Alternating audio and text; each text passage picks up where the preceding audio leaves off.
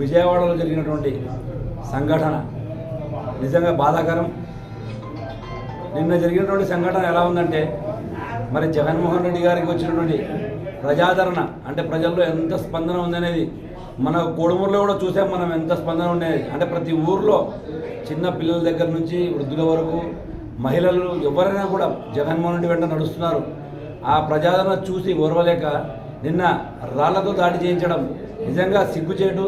మళ్ళీ ఇలాంటి సంఘటన చేయడం అనేది నిజంగా బాధాకరం. జగన్మోహన్ రెడ్డి గారి వెంట మేమున్నాము. మేము అనుకుంటే మీరు కూడా మీ నాయకులు ఎవరైనా కూడా గ్రామంలో తిరగలేని పరిస్థితి వస్తుంది. కానీ ఆ సంస్కృతి మా నాయకులు మాకు నేర్పలేదు. ఎంతసేపు ఉన్నా సామరస్యంగా ఉండాలని చెప్పి మాకు చెప్పారు, కానీ శాంతియుతంగా చేయండి, శాంతియుతంగా ఎన్నికల్లో పాల్గొనాలని చెప్పారు. కానీ ఇలాంటి రాళ్ల దాడి చేయించడము, మనుషుల్ని కొట్టించడము ఇలాంటి సంస్కృతి జగన్మోహన్ రెడ్డి కాదు. కాబట్టి మీరు కూడా దీనిపై ఖచ్చితంగా స్పందించాలి. దాన్ని వదిలేసి మళ్ళీ హేళన చేస్తున్నారు. మీరు కోడిగొత్తు సీను డ్రామా ఆడుతున్నారని. కోడిగొత్తు సీను డ్రామా ఆడితే విజువల్స్ ఉన్నాయి, మీకు వీడియో విజువల్స్ ప్రతి ఒక్కరికి ఈరోజు అందరూ అప్డేట్ అయి ఉన్నారు. ప్రతి ఒక్కరి చేతిలో రూరల్లో కూడా సెల్ ఫోన్లు వచ్చేసాయి. ప్రతి ఒక్కరికి వీడియో వచ్చేసింది.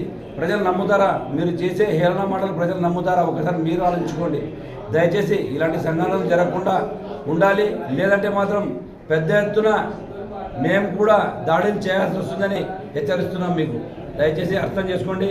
దాడులు చేస్తామని కాదు, దాడులు చేస్తే మాత్రం సహించాం. ఇది దయచేసి అర్థం చేసుకోవాలి. Thank you.